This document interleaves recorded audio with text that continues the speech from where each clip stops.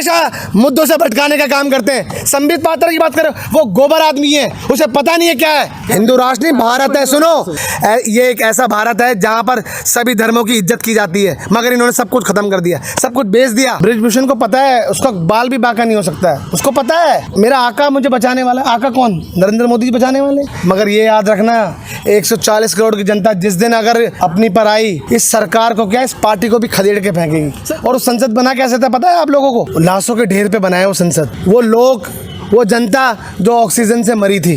खुद नरेंद्र मोदी बोलते हैं नहीं अब चुप रहो तुम, अभी ये पाकिस्तान पे जाने वाला है। अरे इतना सा पाकिस्तान है भैया, जब चाहे जब खदेड़ सकते हैं। आपकी हिम्मत है तो लाल आंख दिखाइए ना चीन को। याद रखना 140 करोड़ की जनता उनके साथ है। आज ये चंद इस संसद के अंदर सांसद हैं जो बृजभूषण को बचाना चाहते हैं, भारतीय जनता पार्टी को बचाना चाहते हैं।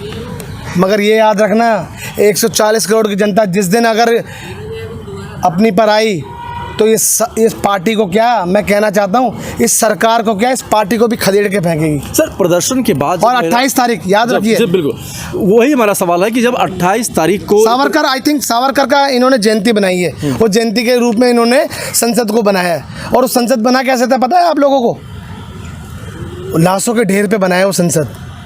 वो लाश, वो लोग, वो जनता जो ऑक्सीजन से मरी थी, उसके ढेर पे बनाइए। अगर ये पैसा उस वक्त उन लोगों के लिए लग जाता तो मैं कहना चाहता हूँ कई जिंदगियां बच सकती थी। जिस मेडल को गंगा में बहाने के लिए पहलवान गई हुई थी हरिद्वार में, और उधर से बृजभूषण का ये बयान आता है कि क्या गंगा में मेडल बहाने से जो हमें फांसी मिल जाएगी।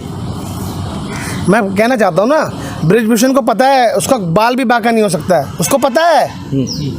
उसको ये पता है कि मेरी सरकार है, मेरा आका मुझे बचाने वाला। आका कौन? नरेंद्र मोदी जी बचाने वाले, कोई फ़र्क नहीं पड़ता। अमित शाह बचाने वाले, कोई फ़र्क नहीं पड़ता। वो व्यक्ति, वो जिंदा व्यक्ति जो अपना जिंदा होने के बाद अपने नाम से स्टेडियम बना लेता है। आपको लगता है वो स्वतंत्रता सेनानी के नाम को हटा के, जिनकी ये पूजा करते थे, बताते थे कि हम उनकी पूजा करते हैं, सरदार पटेल भी पहले प्रधानमंत्री होते, इस तरीके के इन्होंने तरह तरह के उन्होंने बहुत बड़ी मूर्ति की व्यवस्था। बिल्कुल आप समझ रहे हो ना। सरदार पटेल का नाम चेंज करके अपने नाम से इन्होंने स्टेडियम बनाया है। शर्म आती है मुझे। सब कुछ देश बेच दिया इन्होंने बनाया क्या है? 10 सालों के अंदर जनता के लिए क्या किया है ये बताइए। तो पूरी दुनिया में तो इनकी तूती बोल रही है। क्या तूती बोल रही है? अभी पता चल जाएगा। 24 में ज़्यादा दिन नहीं बचे। और मैं कहना चाहता हूँ, आजकल मीडिया एक सवाल पूछ रही है बार बार कि मोदी नहीं तो कौन? अरे मोदी नहीं तो राहुल गांधी है भाई। राहुल गांधी के बराबर बताइए कोई भारतीय जनता पार्टी में एक आदमी बता दीजिए मुझे। 35 सेल कंपनियाँ चल रही हैं, किसकी है? या तो वो नरेंद्र मोदी जी की हैं, क्योंकि अडानी के साथ कोलैबोरेशन करके वो काम चला रहे हो। मैं कहना चाहता हूँ जनता माफ़ नहीं करेगी इनको। आप बताइए, पुलवामा अटैक जो हुआ, क्या जांच हुई उसकी? और सत्यपाल मलिक जी कहते हैं कि हमारी वजह से हुआ है, मगर उनका मुंह बंद कर दिया जाता है। अजीत डोभाल, खुद नरेंद्र मोदी बोलते हैं नहीं अब चुप रहो तुम, अभी ये पाकिस्तान पे जाने वाला है। अरे इतना सा पाकिस्तान है भैया, इतना सा पाकिस्तान, जब चाहे जब खदेड़ सकते हैं। आपकी हिम्मत है तो लाल आंख दिखाइए ना चीन को। आपके विदेश मंत्री कहते हैं नहीं, उनकी अर्थव्यवस्था हमसे बड़ी है, उनकी इकोनॉमी हमसे बड़ी है, अंग्रेजों की इकोनॉमी बड़ी नहीं थी। मैं कहना चाहता हूँ इनके अंदर दिल नहीं है। आप हिंदू मुस्लिम करते रहे और अमेरिका में जाके भारतीय CEO बन जाए। आप बताइए, जवाहरलाल नेहरू जी ने किया, इस देश को IIT IIM जैसे बड़े बड़े संस्था दी, जिसमें बच्चे आज पढ़ के आज CEO बने हुए हैं। बताइए इन 10 सालों के अंदर क्या किया है? जिनकी नौकरी थी वो नौकरी गवा बैठे हैं। संबित पात्रा तो कह रहे कि हमारे सरकार आने के बाद रोज एक IIT क्या बन रही है? IIT अगर रोज बन रही है तो बताइए, आप लगा लीजिए, कैलकुलेशन कर लीजिए। मैं पूछना चाहता हूँ और इस देश की जनता को कहना चाहता हूँ, आप कैलकुलेशन करिए। 365 दिन होते हैं एक साल के अंदर, तो 365, मैं तो 10 सालों की बात नहीं कर रहा, मैं तो 365 दिन की बात कर रहा हूँ। क्या 365 यूनिवर्सिटी बन गई क्या? हमेशा मुद्दों से भटकाने का काम करते हैं। संबित पात्रा की बात करें, वो गोबर आदमी है, उसे पता नहीं है क्या है, उसकी जेबें भरी हुई हैं। पता है आपको? चेयरमैन बना हुआ, उसको कोई फर्क नहीं पड़ता, उसको सिर्फ चाटुकारिता आती है। लेकिन मीडिया में जो तमाम ऐसे रिपोर्ट नरेंद्र मोदी के सपोर्ट में हो रही है कि भाई भारत जो है वो 7 ऐसे कंट्री में सबसे अपना अग्रणी स्थान रखता है और यहाँ की जो इकॉनमी है वो 7 ट्रिलियन होने वाली है। भुखमरी में कहाँ है देश?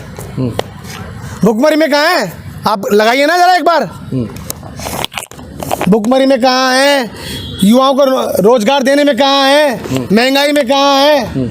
माफ़ कीजिए, मैं कहना चाहता हूँ 10 साल पहले की बात, ज़्यादा बड़ी नहीं बोल रहा, 9 साल पहले की बात पूछना चाहता हूँ। 400 रुपये का सिलेंडर था।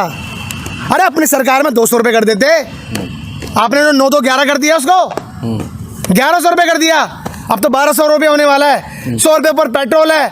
हिंदू मुस्लिम की बात करते हैं, राम राज्य की बात करते हैं। क्या राम राज्य में ऐसा होगा क्या? एक दूसरे को मारने का काम कर रही जनता। मैं पूछना चाहता हूँ, एक दूसरे को मारने करनी है? उन महिलाओं को रगड़ रहे हैं, घसीट रहे हैं, पैरों तले रौंद रहे हैं। क्या गलती है उनकी?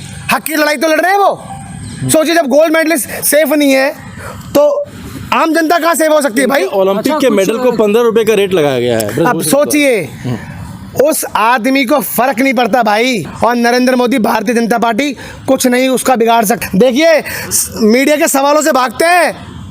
देखा था ना मीनाक्षी लेखी कैसे भाग रही थी, क्या हो गया, जमीन फट रही है, आसमान गिर रहा है, ऐसे भाग रहे हैं। आज़ादी नहीं है एक भी सांसद को बोलने की। बीजेपी के कुछ लोग कह रहे हैं कि गंगा में मेडल प्रवाहित करने से क्या होगा, उसके साथ जो इनाम मिला है वो वापस कर दे। देश की आस्था बह जाएगी। गंगा में बहाने से क्या होगा? 140 करोड़ जनता की आस्था बह जाएगी। ये वो जनता है, जब ये 140 करोड़ जनता के लिए मेडल लेकर आए थे, ये वो लोग हैं।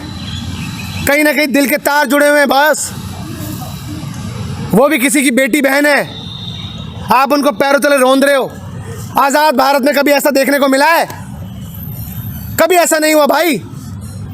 हमेशा कांग्रेस की सरकार कभी भी ऐसा ही हो, हमेशा जो उसने गलत काम किया उसको हमेशा सलाखों के पीछे डाला है। सर इतने आज बताइए कहाँ है अन्ना हजारे? बताइए कहाँ है? अच्छा, अरे ये तमाम तरीके के इन्होंने एक ऐसा आंदोलन बना चलाया था रामलीला मैदान में, याद है आप सभी को? और जनता को पूछना चाहता हूँ, याद है आप सभी को कैसा आंदोलन था वो? सरकार को, कांग्रेस की सरकार को गिराने का काम किया गया था। आज देखिए आपकी आस्था गिर रही है, आपकी बेटी बहन सड़कों पे घसीटी जा रही है। वहाँ संसद की खुशियों में वो देखिए लोगों की खुशियाँ, लोगों के गम किस तरीके से ज़मीन तले रौंदे जा रहे थे। और कई इनके प्रवक्ता हैं यार, कैसी कैसी बातें करते हैं, आंखें निकाल के जैसे मुंह में पानी सूख गया हो। मैं जानता नहीं, कोई लोग हैं ऐसे हमेशा राम राज्य की बातें करते हैं। राम राज्य में कभी ऐसा नहीं होता था। हमेशा खुशियों की लहर थी, हमेशा हर धर्म का आदमी हो एक साथ थाली में खाना खाते थे।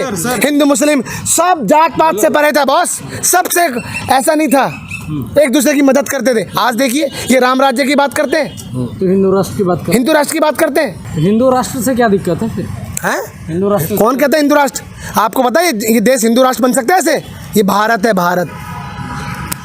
हिंदू राष्ट्र नहीं, भारत है। सुनो, भारत की महिमा बताता हूँ मैं आपको। ये एक ऐसा भारत है जहाँ पर सभी धर्मों की इज्जत की जाती है, मगर इन्होंने सब कुछ खत्म कर दिया, सब कुछ बेच दिया। हिंदू मुस्लिम सिख ईसाई सब खाना खाते थे भाई, आप समझो, एक दूसरे की मदद करते थे। आज कैसा जहर घोल दिया, एक दूसरे को देखना पसंद नहीं करते। मगर याद रखिए ये कुछ दिनों तक चलेगा। अभी कांग्रेस की सरकार आने वाली है, मैं बता रहा हूँ। कर्नाटक में कितनी बड़ी बड़ी बातें करने के थे, पूरा इनका भारतीय जनता पार्टी का पूरे सांसद, पूरे विधायक, पूरे निगम पार्षद सब लगा दिए। क्या हुआ? विदेशों में तो मोदी जी पूजे जा रहे हैं। कहाँ पूजे जा रहे हैं? अरे क्या बात कर रहे हो आप? आज भी पूजे जाते हैं इस देश के राष्ट्रपिता महात्मा गांधी जी, जवाहरलाल नेहरू जी, बाबा साहब भीमराव अम्बेडकर जी, सुभाष चंद्र बोस जी, तमाम लोग हैं। इनके बताइए कौन है? अरे ये माफ़ी खोर हैं भाई। जब देश आज़ाद कराया जा रहा था ये माफ़ी मांग रहे थे, हमें छोड़ दो। ये सावरकर के लोग हैं, गोडसेवादी लोग हैं। सर आपसे एक सवाल है, इतने विरोध प्रदर्शन के बाद जिस तरीके से आप लोग कर रहे हैं, इंडियन यूथ कांग्रेस वाले, और पूरे देश में प्रदर्शन चल रहा है, क्या आपको लगता है कि ब्रिजभूषण सिंह गिरफ्तार होंगे? मोदी सरकार ये नहीं हो सकते, मैं बता रहा हूँ। मगर हमारा काम क्या है?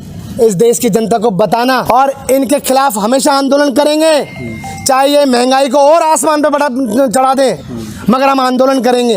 महंगाई को कम करने के लिए बोलेंगे, फिर इंसाफ याद रखना, ये ये संसद सुनी पड़ सकती है, सड़क सुनी नहीं पड़ेगी। सड़क पर सड़क हमारी है। गिरफ्तारी नहीं होगी तो पहलवानों को इंसाफ कैसे मिलेगा? मैं बता रहा हूँ आपको, अरे इंसाफ नहीं देंगे, मगर हमारा काम है, हम हमेशा सड़क पर रहेंगे, हम उनके लिए बोलेंगे, चाहे हमें डाल दे जेल में, हमें कोई फर्क नहीं पड़ता। हम उन लोगों के साथ हैं, साथ थे, साथ रहेंगे। ये प्रदर्शन कब तक करिएगा? हमेशा करते रहेंगे जब तक उनको न्याय नहीं मिल जाता भाई।